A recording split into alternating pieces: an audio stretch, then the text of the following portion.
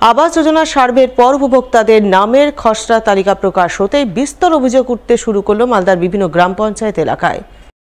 এমনই এক গ্রাম পঞ্চায়েত মালদার ইংরেজবাজার ব্লকের বিনোদপুর গ্রাম পঞ্চায়েত। তৃণমূল পরিচালিত এই গ্রাম পঞ্চায়েত এলাকার আবাস যোজনার তালিকা নিয়ে নানান অভিযোগ উঠতে শুরু করেছে বিভিন্ন এলাকায়। তালিকা থেকে নাম বাদ যাওয়া মানুষজনের অভিযোগ, তারা অত্যন্ত গরিব, দিন মজুরি করে কোনো রকমে দিনাতিপাত করেন। বাড়ি বলতে কাঁচা ভাঙাচোরা ঘর, অথচ তারাই আবাস যোজনার তালিকা থেকে বাদ পড়েছেন। আগের তালিকায় নাম থাকলেও নতুন তালিকায় নাম নেই, কিন্তু যারা বড়লোক পাকা বাড়ি রয়েছে তাদের নাম নতুন তালিকায় এসেছে। ঘর পাইনি, ঘরের নাম এসেছিল, আমি আবেদন করেছি। এবার আমাকে আমার মেম্বার, এখানে মেম্বার আমার বাড়ি কেটে দিয়েছে। আমার কাছে 10,000 টাকা চেয়েছিল, তো আমি টাকা দেইনি, এই জন্য আমার নাম কেটে দিয়েছে। যার তারা বাড়ি আছে, ছাতের গাড়ি, ছাতের আছে, ওর 4 চাকা গাড়ি আছে, ওই পাচ্ছে। এসি লাগানো আছে ওর বাড়িতে, ওই পাচ্ছে।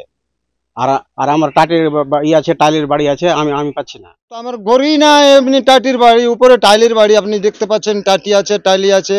আমার লিস্টে নামও আসলো এবং আমাকে বলেও গেল যে টাকা পাবা, তুমি ঘর পাবা, তুমি গ্যারেন্টি ঘর পাবা যে তোমার বাড়ি নাই। এবার সবচাইতে আমি আগে পাবো এই আশা দিয়ে আমাকে চিরকুটি দিয়ে গেল। এখন দেখছি লিস্টে আমার নাম নেই। ইচ্ছা করে কেটেছে, আমরা করছি অন্য পার্টি, ওরা করছে অন্য পার্টি বলে আমাদের নাম কেটেছে। আমাদের বিরোধী পার্টি বলে আমাদের নাম কেটে দিয়েছে। এটা তো আমার পার্টি নয়, যাই ঘর করে দিলে তো আমি টাকা পাবো না, এই জন্যই আমার নাম কেটেছে। এদিকে এই ঘটনাকে ঘিরে শুরু হয়েছে রাজনৈতিক তরজা। বিজেপির দক্ষিণ মালদার সাধারণ সম্পাদক অম্লান ভাদুরী অভিযোগ করেন, তৃণমূলের নেতারা আবাস যোজনায় দুর্নীতি স্বজন পোষণ করছেন, টাকার বিনিময়ে ঘরের তালিকা তৈরি করছেন। আমরা তো ভারতীয় জনতা পার্টি প্রথম দিন থেকে বলছি যে ঘরের লিস্ট সম্পূর্ণটাই স্বজন পোষণ অথবা টাকা নিয়ে করা হয়েছে। এটার মধ্যে কোনো নিউট্রালিটি নাই।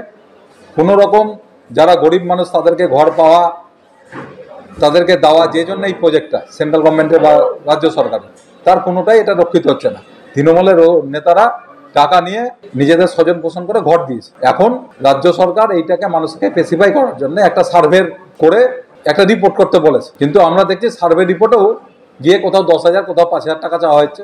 সেখানে তৃণমূলের নেতৃত্বরা চাইছে সমস্তটা একটা ব্যাপক দুর্নীতির আকার নিয়েছে। যদিও বিজেপির অভিযোগকে আমল দিতে রাজি নন মালদা তৃণমূল নেতা কৃষ্ণেন্দু চৌধুরী। তার বক্তব্য, কোনো অভিযোগ থাকলে প্রশাসনের কাছে জানাতে হবে, তাহলে প্রশাসন পদক্ষেপ নেবে।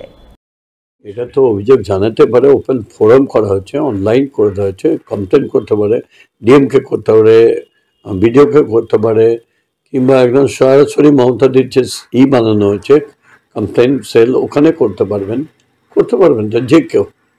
বিজেপি বলছে কেন? বিজেপি কি মূর্খ আছে? তারাও তো নিয়ে গিয়ে ওদের ওয়ার্কাররা নিয়ে গিয়ে কমপ্লেন করুক না কেন, তারপর দেখো অ্যাকশন হচ্ছে কিনা। এটা ওরা একটা গট অফ কেস সাজাচ্ছে।